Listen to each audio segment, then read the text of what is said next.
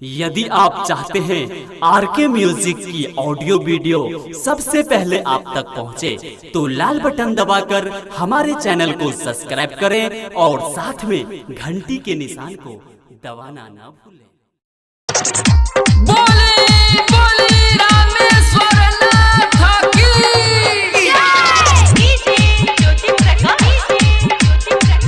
Mixed by Nikku Mithas।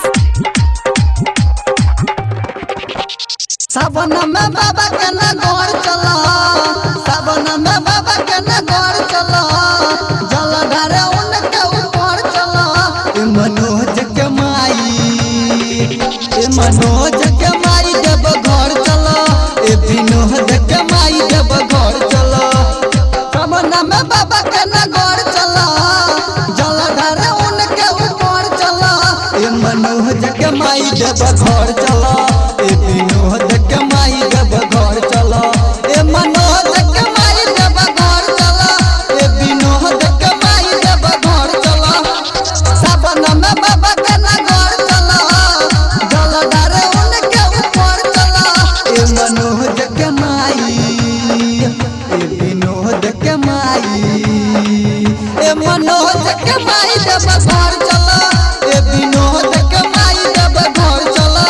ए मनोज के माई जब घर चला, ए विनोद के माई जब घर चला।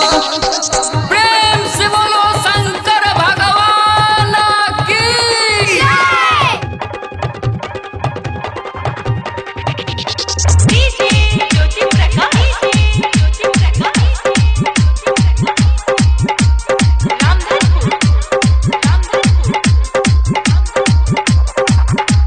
सावन में छोड़ी सब घर बाटे काम हो, जलधार चल भजिया सो बाबा धाम हो, जलधार चल भजिया सो बाबा धाम हो। सावन में छोड़ी सब घर बाटे काम हो, जलधार चल भजिया सो बाबा धाम हो। कनवा पे अपना के मोड़ दला, कनवा पे अपना के मोड़ दला।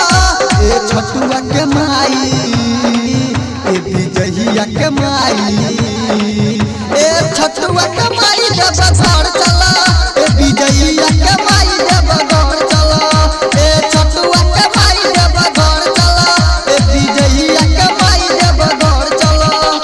सावन में बाबा के नगर चला, जलधारे उनके ऊपर चला। ए मनोज के माई जब घर चला, ए विनोद के माई जब घर चला। ए मनोज के माई जब घर चला, ए विनोद के माई जब घर चला। बोले बोले बैजूनाथ की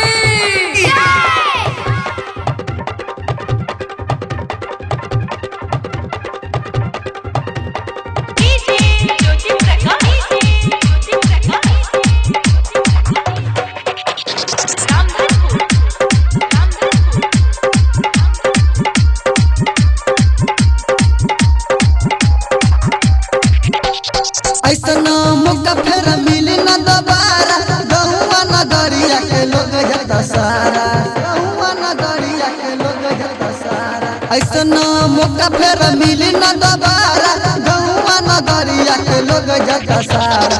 जल्दी से पूरा तैयार कला, जल्दी से पूरा तैयार कला। ए मनोज के माई, ए विनोद के माई, ए मनोज के माई जब घर चला, ए विनोद के माई जब घर चला। ए मनोज के माई जब घर चला, ए विनोद के माई जब घर चला। सावन में बाबा के नगर चला, जलधारे उनके ऊपर चला। ए मनोज के माई जब घर चला, ए विनोद के माई जब घर चला। ए मनोज के माई जब घर चला, ए विनोद के माई जब घर चला। बोले बोले रामेश्वर नाथ की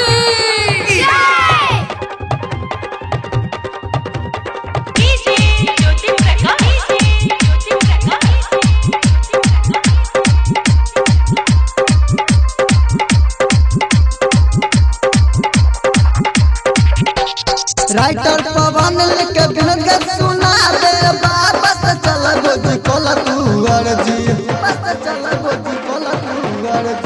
राइटर पवन लिख विनोद के सुना दे बाबा से चल गोजी कोला तू अर्जी मनोज